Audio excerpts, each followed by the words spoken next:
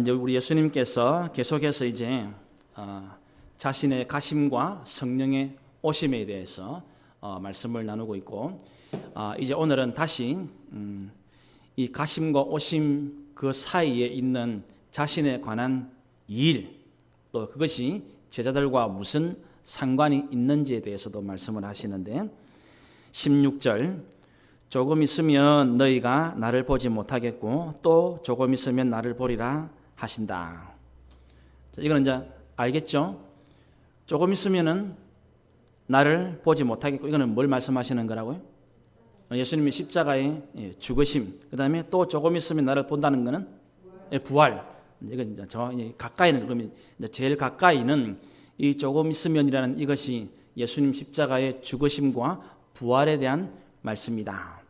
이제 궁극적으로는 이제 하늘로 올라가심, 또 보좌 우편에 앉으심, 그 다음에 다시 오실 재림과 심판, 여기까지 우리는 이제 거기까지 나가야 되고, 요한복음이 쓰여지는 요 때에는 제일 가까이에 예수님의 십자가와 죽으심과 부활, 요 사건을 이야기하는 겁니다. 그거는 이제 요한복음 16장이고, 이제 우리 시대의 말씀, 우리는 이제 예수님이 부활 성천하셔서 하나님 보좌 우편에 앉아 계시고, 또 거기서 곧 심판주로, 재림주로 다시 오시죠. 지금 우리가 그 사이에 있으면 조금 어려운 말로 이미와 아직 사이에 있습니다. 이미. 예수님은 이미 부활 성천하심으로 만왕의 왕이 되셨고, 아직 기다리고 인내하시면서 다시 오실 준비를 하고 계시죠. 이건 아주 유명한 말입니다. 이 이미와 아직이라는 말은 아주 유명한 말이에요. 그래서 이제 그 사이에 지금 저와 여러분이 살고 있습니다. 그래서 이제 우리에게도 이 조금 있으면이라는 이 말이 적용이 되어지겠죠, 그죠? 자, 그러면 예를 들어서 이제 우리가 기도를 하죠. 기도하는데 응답이 빨리 잘 됩니까? 잘 안 됩니까? 잘 안 되죠. 그러면 우리 그런 마음 들죠. 언제까지 기도해야 됩니까? 답이 뭐라고요? 조금만 더 기도하세요. 그죠? 조금 있으면 요 말인데 우리에게는 그렇게 적용이 되는 거예요. 하나님, 기도를 이렇게 해도 지금 나는 급한데 하나님, 언제 제 기도는 응답이 되는 것입니까? 하나님, 조금만 더 기도하자. 조금만 더 기도하면 예수님께서 곧 응답하실 것이다. 정리가 되겠죠, 그죠? 마찬가지로 하나님, 언제까지 내가 이 어려움을 믿음으로 잘 감당해야 됩니까? 하나님, 뭐 한다고요? 조금만 더 인내하자. 조금만 더 참고 기다리자. 그러면 하나님께서 여기에 대해서 응답을 하실 것이다. 근데 그 응답은 이 고난과 이 기다림과 이 애틋함을 잊고도 남는 응답을 주실 것이다. 이제 그 말씀을 하고 있는 것이죠. 자, 17절에 오니까 제자 중에서 서로 말하되 우리에게 말씀하신 바 조금 있으면 나를 보지 못하겠고 또 조금 있으면 나를 보리라 하시며 또 내가 아버지께로 가미라 하신 것이 무슨 말씀이냐. 제자들은 지금 예수님이 하신 말씀을 안단 말입니까? 모른단 말입니까? 도통 모르. 영 몰라, 통 몰라, 당최 몰라. 하여튼 모릅니다. 18절도 마찬가지죠. 또 말하되 조금 있으면이라 하신 말씀이 무슨 말씀이냐, 무엇을 말씀하시는지 알지 못한다. 왜 모르겠습니까? 제자들이. 여태까지는 아직까지는 예수님이 하시는 말씀을 이해 못하죠. 앞에 우리가 지난 시간에 제가 제자들이 깨닫지 못하는 사건들이 여러 번 나왔었죠. 그 성전 청결하게 한 사건부터 시작해가지고 그 후에 부활하시고 난 다음에 성령을 받고서야 이 말씀이 이렇다고 생각이 났더라, 깨달았더라, 그렇게 나오죠. 그래서 이제 성령을 온전히 충만하게 받기 전에는 모릅니다. 깨닫지를 못합니다. 그러면 이제 성령을 온전히 충만히 받기 전이라는 이 말은 무슨 뜻이냐면, 제자들이 지금 예수님을 따르고 있죠. 3년 동안 따랐습니다. 예수님을 따르면서도 여전히 그들이 생각하고 있는 것은 초점이, 중심이 어디에 있습니까? 세상, 땅에 있단 말이야, 땅. 예수님을 지금 따르고 있지만 여전히 그들이 생각하는 메시아 구원자는 땅의 메시아요, 세상의 메시아입니다. 로마를 뒤집어 엎을 메시아가 필요하고 칼과 권력을 가진 메시아가 필요하고 돈과 빵을 줄 메시아를 기대하는 땅의 생각을 하고 있는 거예요. 자, 그러면 이렇게 모르는 제자들과 저와 여러분과 다릅니까? 비슷합니까? 그러죠? 그러니까 이제 예배를 드리고 말씀을 듣고 기도를 해도 모르는 거예요. 왜냐하면 내가 생각하는 모든 것은 땅이니까, 기준이 세상이니까. 그 심지어 어떤 분은 아이고 하나님 나는 막 천당은 필요 없고요, 여기서 그만 돈 다 주이소, 그런 분이 있다고요. 왜냐하면 생각이 딱 거기 있으니까. 그러니까 윗 세상에, 그 요한복음은 특징이 뭐냐면 윗 세상에 빛으로 계신 하나님의 아들 독생자가 아랫 세상인 어두움 가운데 오시는 것으로 시작하죠. 그 요한복음 1장입니다. 윗 세상에 빛으로 계신 하나님의 아들 독생자, 1장 1절 표현은 로고스, 말씀이신 하나님이 아랫 세상인 어두움 가운데 있는 세상 사람들에게 오십니다.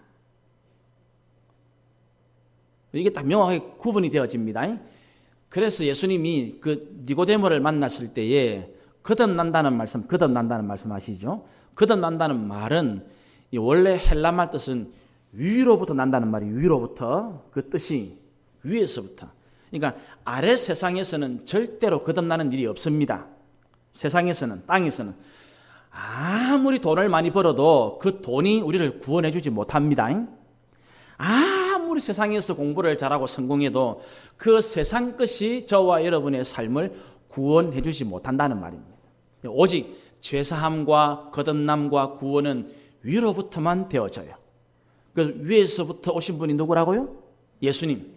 그러니 땅의 것을 생각하고 땅의 것을 중심으로 살아가는 제자들은 위에서 하시는 예수님의 말씀을 알 리가 없잖아요.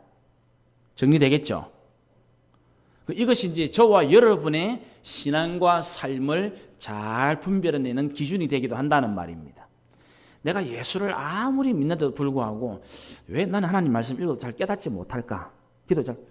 내 삶은, 나는 제자들처럼 예수님을 따르고 있다고 생각하지만 실제로 예수님을 따르면서도 내 사고방식은 땅에 있는 거예요. 내 삶의 패턴은 세상적인 거예요. 그래서 세상이 기준이 된다는 말은 곧 내가 기준 된다는 말. 왜냐하면 이 세상 모든 사람들은 자기가 기준입니다. 모든 문제는 사람들이 자기 중심으로 생각하기 때문에 생기는 겁니다. 내 뜻대로 안 되니까 화를 내죠. 내 말대로 안 들으니까 싸우죠. 내 마음을 몰라주니까 삐끼죠. 모든 게 내 중심으로 하면 그게 다 일이 안 되는 거예요. 하나님은 죄인들 중심으로 움직이십니다. 그렇죠? 그래서 사람이 되신 거예요. 죄인의 몸을 입으신 거예요. 아주 신비로운 것입니다. 여러분, 남편이나 아내를 이기는 비결은 내 생각과 내 뜻을 고집하는 게 아닙니다. 맞춰주면 수월하고 평안해지고 행복해집니다. 내 것을 주장하면 어찌 됩니까? 싸웁니다. 그죠? 내 것을 주장하면 화가 납니다. 내 뜻대로 안 되면 그때부터 일이 꼬이는 겁니다. 명심하셔야 됩니다. 그런데 상대방 입장이 되어지면 세상 수월합니다. 아주 수월해요. 그리고 감당할 수 있게 되어집니다. 제자들은 지금 3년 동안 예수님을 줄기차게 따랐습니다. 설교를, 최고의 설교가이신 예수님을 직접 들었습니다. 기적을, 상상할 수 없는 기적을 무려 7번이나 경험했습니다. 지금까지. 그래도 모릅니다. 그래도 몰라요. 설교의 원본이신 예수님으로부터 직접 설교를 들었는데도 모릅니다. 그런데 2000년의 시간을 뺑뺑이 돌아가지고 제가 하는 거 여러분들이 알겠습니까? 어쩌면 모르는 것이 당연할지 몰라요. 기적은 생각지도 못한 물이 포도주로 바뀌는 것 시작해가지고 기적이라는 어마어마한 것들입니다. 그래도 예수님 말씀이 뭔지 모릅니다. 왜요? 기준을 땅에 두고 있기 때문에, 세상에 두고 있기 때문에. 이게 아주 신앙생활의 핵심입니다. 나도 예수를 따른다고 하면, 나도 신앙생활을 하면서 내 기준은 땅인지 하늘인지 세상인지 주님인지 딱 명확하게 하셔야 됩니다. 이것이 제일 중요한 내용입니다. 그래서 모르는 겁니다. 자, 그래서 이제 예수님이 답을 해줍니다. 19절.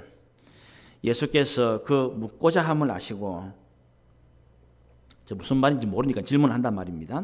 아시고 이르시되 내 말이 조금 있으면 나를 보지 못하겠고 또 조금 있으면 나를 보리라 하므로 서로 이야기하고 있느냐. 그러시면서 20절. 내가 진실로 진실로 너희에게 이르노니. 이 진실이라는 말이 헬라말로 아멘이죠. 아멘. 여러분 기도 마치면 아멘 하죠. 아멘. 그게 헬라말이에요. 헬라말. 아멘은 진실로 그렇습니다라는 동의를 말하는 거예요. 대표 기도하면 여러분 이제 예수님 기도합니다만 아멘 그러죠. 아멘. 아멘이라는 그 말이 나도 진실로 그럴 줄 믿습니다. 그렇게 믿습니다. 그게 아멘이에요. 복음서 예수님이 아멘을 2번 할 때는 아주 중요한 표현입니다. 아주 중요한 표현. 예수님이 마태복음에도 보면 복음서에서 예수님이 이 말씀을 아주 중요한 말씀하실 때마다 아멘을 2번 합니다.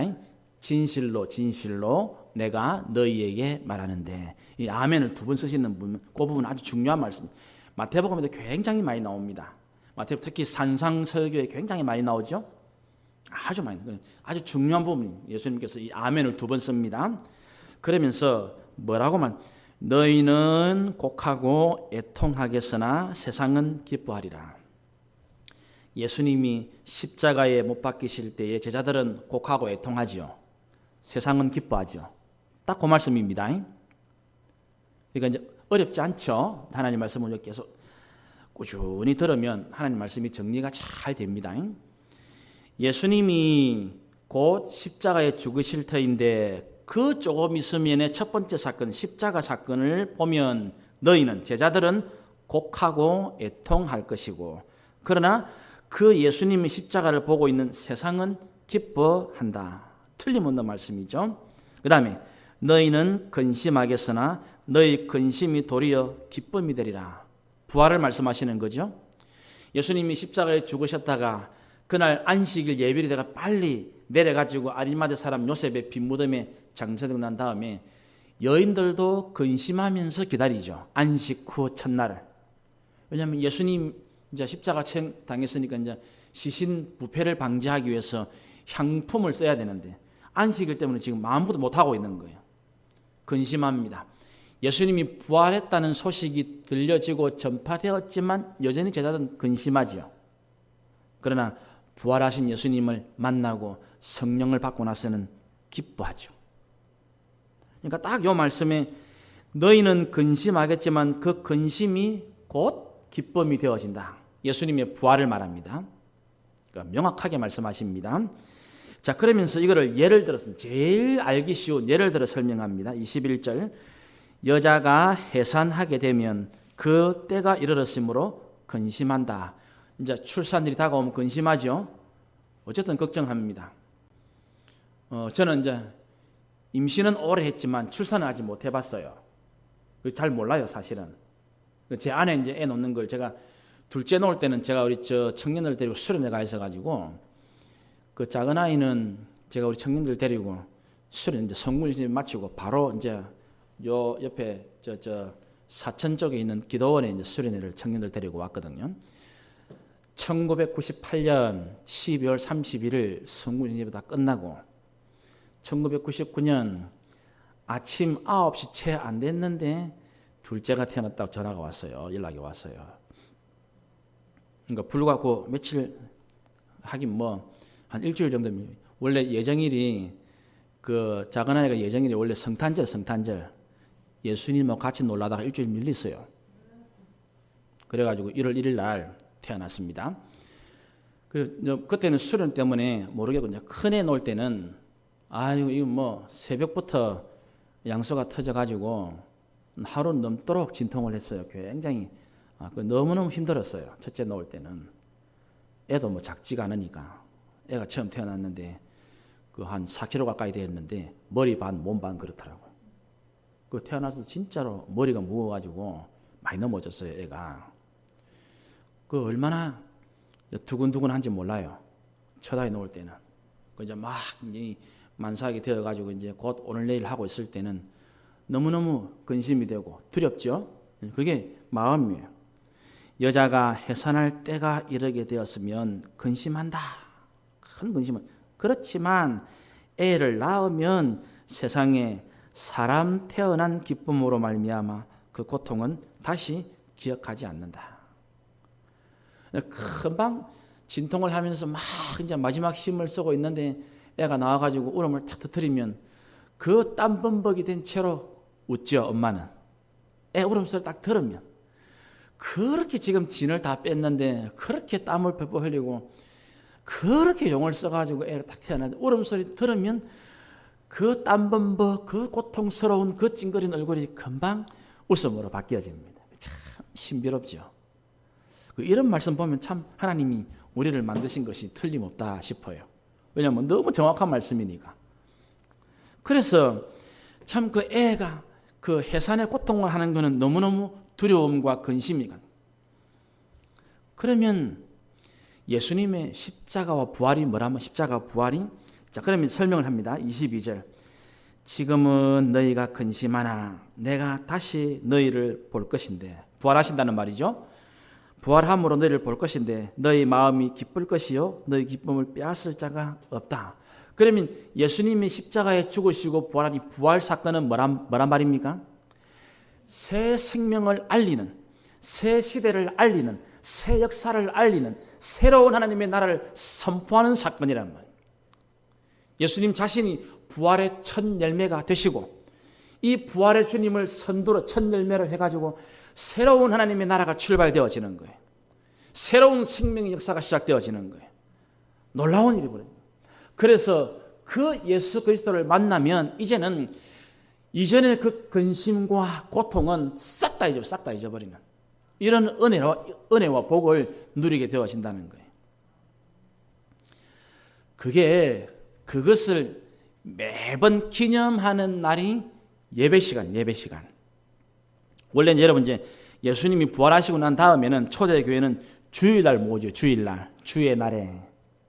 그래서 이제 안식일 토요일에 모이는 것이 예수님 부활 이후로 주일로 바뀌는 거예요. 그래서 우리가 지금은 주일을 엄격한 의미에서는 지금 매일매일이 주일, 사실은 매일매일이. 이제 그 의미는 조금 이제 마지막 부분 설명할 때 나올 겁니다. 그래서 사실은 어쨌든 우리 지금 공식적으로 주일날 모이든 수요일 모이든 뭐 새벽에 모이든지 간에 그 예배 드리는 시간이 바로 죽으시고 부활하신 예수님의 부활을 기념하는 시간들이 예배 시간이에요. 그러면 예배를 드리는 제일 중요한 이유가 뭐겠습니까? 이 세상 임금인 사탄을 예수님이 십자가에 죽으시고 부활하심으로 그 머리를 깨뜨렸죠. 승리했단 말입니다. 결정적으로 게임이 끝났어요. 그 유명한 창세기 3장 15절에 원복음, 오리지널 복음이 나오죠. 여자의 후손과 뱀의 후손에 대한 말씀이 나옵니다. 여자의 후손은 궁극적으로 예수님을 말합니다. 그 여자의 후손이 뱀의 머리를 박살낼 것이고, 그러면 뱀의 머리를 짓밟으니까 발 뒤꿈치가 약한 상처가 나겠죠. 그래서 뱀의 후손은 여자의 후손의 발꿈치를 상하게 그래 나오는 거예요. 왜냐하면 이렇게 뱀을 밟으니까 뒤꿈치가 약한 상하는 거예요. 그것으로서 결정적인 게임은 끝난 거예요. 결정적인 게임 끝나고 이제 마지막 숨을 헐떡거리고 있는 거예요. 사탄은. 마지막으로까지 뭐냐면 믿는 자들조차도 지옥으로 데려가기 위해서 우는 사자와 같이 삼킬 자를 찾고 있다 그래요. 성경에. 그래서 예수님은 믿음 있는 자를 보기로 인자가 올 때에 믿음을 보겠느냐. 항상 기도하고 낭망치 말아야 할 것을 말씀하시면서 인자가 올 때에 그렇게 기도하는 사람 보겠느냐 말씀하십니다. 믿음 준비를 잘 하셔야 됩니다. 기도에 깨어 있어야 됩니다. 그 사람만이 궁극적으로 여기 지금 이제 다시 근심이 없는, 다시 염려가 없는 그 기쁨을 절대로 빼앗지 못한다. 그러면 이 말씀은 우리 예수님께서 이제 사도 요한을 통해서 주의 날에 계시한 그 계시가 기록된 것이 요한계시록이죠. 요한계시록 제일 끝부분에 하는 21장에 보면 이 새하늘과 새 땅이 내려오는데 거기에는 다시 뭐가 없죠? 다시 눈물이 없죠. 한번 확인합시다. 요한계시록 21장. 요한계시록 21장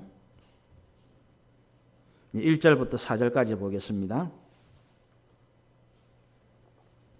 요한계시록 21장 1절에서 4절 제가 읽어드리겠습니다. 또 내가 새 하늘과 새 땅을 보니 처음 하늘과 처음 땅이 없어졌고 바다도 다시 있지 않더라. 또 내가 보매 거룩한 성 새 예루살렘이 하나님께로부터 하늘에서 내려오니 그 준비한 것이 신부가 남편을 위하여 단장한 것 같더라. 내가 들으니 보좌에서 큰 음성이 나서 이르되 보라 하나님의 장막이 사람들과 함께 있으며 하나님이 그들과 함께 계시리니 그들은 하나님의 백성이 되고 하나님은 친히 그들과 함께 계셔서 4절은 같이 읽겠습니다. 시작. 모든 눈물을 그 눈에서 닦아주시니 다시는 사망이 없고 애통하는 것이나 곡하는 것이나 아픈 것이 다시 있지 아니하리니 처음 것들이 다 지나갔음이리라. 그럼 이제 이게 종말론적인 완성이죠. 완성. 그거를 지금 누리는 것이 뭐라고요? 지금 누리는 것이 우리가 예배, 말씀, 성령 충만 그거란 말입니다. 그러니까 우리가 예배를 드리는 이유는 뭐냐? 아, 내가 일주일 동안 또 근심하고 살아왔구나. 잘못됐구나. 근심은 이미 예수님께서 다 져주셨는데, 아픔은 하나님이 다 져주셨는데 내가 할 일은 믿고 나아가는 것이구나. 요거를 다시 깨닫고 회복하는 것이 예배의 시간. 예배의 시간. 예배를 드리고 나도 근심합니까? 그게 그 예수님께 나왔던 부자 청년의 모습하고 똑같죠. 주여 제가 무엇을 해야 영생을 얻겠습니까? 예수님이 너무 기특해가지고 그래 성경에는 뭐라 되어 있느냐? 율법을 지키라. 그래 해라. 그러면 된다. 이건 제가 잘 지켰는데 예수님이 하나만 말해줄까? 네가 부족한 게 하나 있는데 네 그 많은 재산을 팔아가지고 다 나눠주고 너는 나를 따라오너라. 그 청년이 재물이 많은 고로 근심하며 돌아갔더라. 예수님 만났는데 돌아갈 때 근심하며 돌아가요? 참 안타깝죠. 예수님 앞에 왔습니다. 예배죠. 예수님께 질문도 잘했습니다. 영생은 어찌었습니까? 질문도 참 잘했어요. 예수님이 답까지 해줬습니다. 그죠? 큰 답을 듣고 근심합니다. 여러분 모습 아닙니까? 하나님 앞에 나와서 예배 드렸습니다. 설교 말씀을 통해서 답을 들었습니다. 그렇죠? 돌아가서 근심합니까? 올바른 제자가 안 됐다는 말이에요. 근심할 일이 없을 수는 없지만 이제는 부활의 주님, 승리의 주님을 믿는 자는 근심과 염려마저 기도와 말씀 안에 믿음으로 하나님께 맡깁니다. 그게 올바른 제자의 모습이에요. 근심이 없는 것이 아닙니다. 근심이 있지만 근심을 믿음으로 맡기는 거예요. 하나님 제가 지금 이제 오늘 답을 딱 들었습니다. 이제 나는 믿습니다. 이제 이거는 하나님이 이렇게 해결하시면 나는 믿습니다. 맡기는 거예요. 아프면 그 아픔을 하나님 내가 할 수 있는 최선을 다하겠습니다. 그리고 이것이 되어지면 나는 이렇게 주님 앞에 쓰임 받고 살겠고 이게 안 될 경우에 나는 이거 주님 뜻인 줄 알고 나는 이거 이제 맡깁니다. 다 그러면 질병에서 자유하게 되어지는 거예요. 그렇죠? 이제 그것이 우리. 그래서 이제 예수님께서 이 마무리 말씀을 뭐라고 하시냐면 23절 그날에는 가까이는 부활의 날입니다. 너희가 아무것도 내게 묻지 아니할 것이다. 왜냐하면 그날에는 예수님이 아버지의 이름으로 보내시는 진리의 성령이 오실 것이기 때문에 물을 필요가 없습니다. 내가 진실로 진실로 너희에게 이르노니 또 나옵니다. 그죠? 아멘 아멘. 너희가 무엇이든지 아버지께 구하는 것을 이제는 내 이름으로 주실 것이다. 아주 중요한 표현입니다. 지금까지는 너희가 내 이름으로 아무것도 구하지 아니하였으나 구하라. 그리하면 받으리니 너희 기쁨이 충만하리라. 여기에는 이제 어마어마하게 중요한 구약에 대한 모든 요약이 다 들어가 있어요. 요 두 절 말씀 속에는 이제 예수님은 더 이상 성전에 가서 일부러 성전에 가서 기도할 필요가 없고 어디서든지 내 이름으로 기도하면 된다고 말씀합니다. 그 말이 뭡니까? 바로 앞에 나오던 요한복음 2장이 이제는 예수님 자신이 참된 성전이시기 때문에 그런 겁니다. 앞에 모든 걸 정리가 되는 거예요. 요 말씀에서 구약의 전부 정리. 지금은 여러분들이 구약처럼 할 필요가 없습니다. 이제는 예수님이 성전이에요. 이젠 여러분들이 대제사장 앞에 짐승을 끌고 가실 필요가 없습니다. 왜냐하면 예수님이 참되고 영원한 대제사장이시기 때문에 그래요. 그래서 예수님의 십자가의 죽으심과 부활은 구약의 모든 성전 제사 완성되어지는 것입니다. 제사장 제도 완성되어지는 것입니다. 그래서 이제는 예수님의 이름으로만 구하고 믿고 의지하면 됩니다. 딱 이것뿐입니다. 그래서 여러분들이 꼭 중요하고 필요할 때는 목사님 기도해 주세요. 필요하지만 여러분이 직접 기도하시는 것이 가장 중요합니다. 이제는 예수님의 이름으로만 가면 돼요. 목사 이름으로 갈 필요가 없습니다. 뭐 교황, 추기경, 뭐 신부, 마리아 필요 없어요. 오직 구원도 기도도 예수님 이름으로만 합니다. 여기 딱 중요해요.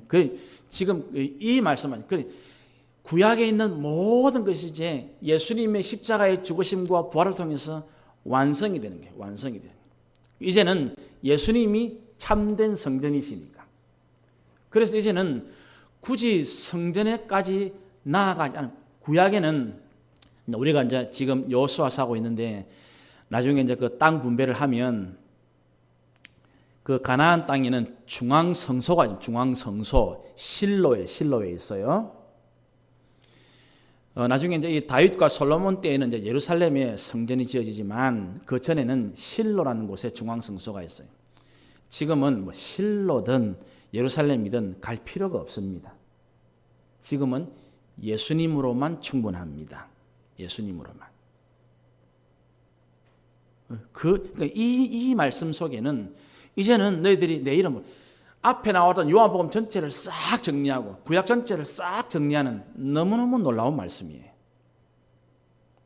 그래서 이 히브리서 기자는 이 말씀 받아가지고 이제는 우리가 예수 그리스도를 힘입어서 하나님의 은혜의 보좌 앞에 아버지 앞에 직접 나가요. 직접 나가요. 여러분들은 이제 이 세상에 무슨 일, 어떤 일을 만나도 하나님 아버지가 예수님 이름으로 계시기 때문에 여러분은 걱정할 필요가 없습니다. 걱정할 필요가 없습니다. 무슨 일을 만나도. 저는 아직도 기억이 생생합니다. 제 어릴 때에 위에 누님 서희 다음에 제가 이제 아주 귀한 아들로 태어났습니다. 좀 알아주시기를 바랍니다. 저 귀하게 태어났습니다. 믿거나 말거나. 우리 어머니는 저를 손도 못 대서 우리 할머니, 그때 할머니가 살아계셨거든요. 우리 할머니 그 손주인 저를 붙잡고 온 부산 천지를 우리 할머니가 이 소주를 참 좋아하셨다 그러거든요. 그런데 기억이 어릴 때 보면 우리 할머니 제사날 되면 소주를 쓰더라고 내가 보니까. 내가 왜 그럽니까 물어보니 너가 할머니 소주를 참. 그래가지고 술이 취해가지고 비틀거리면서 나를 손주를 붙잡고 저 고모집에 친척집에 다니다. 그럼 우리 어머니가 막 이렇게 화가 나셔가지고 어머니는 정신이 있습니까 없습니까? 어디 비틀거리시면서 그렇게 애를 데리고 가시면 됩니까? 막 싸운 것도 있어요. 제일 좋은 거는 우리 동네 우리 아들이 저를 손을 못 댑니다. 할머니 때문에. 24시간 철벽 방어 완벽하게 방어해 줍니다. 밥그릇은 손에 딱 준비가 되어 있습니다. 밥그릇에 숟가락 하나. 저는 그냥 움직이면 됩니다. 움직이면 할머니가 먹을 것을 해가지고 침을 한껏 발라가지고 내 입에 다 넣어줍니다. 할머니 몸속에 있는 모든 영양분들, 바이러스겠죠. 침에 한껏 발라가지고 넣어줍니다. 그래가 먹으면서 혹시라도 옆에 멋이 오면 싹 다 막아줍니다. 여 막아줍니다. 여러분, 그 꼬부랑 나이 드신 할머니가 옆에 있어도 아무 무서울 게 없는데, 전능하신 하나님이 계시는데 뭐가 무섭습니까? 무서운 거 없습니다. 아무것도 없습니다. 하나님이 계시다. 이 말씀. 이제는 내 이름만 딱 붙들어라.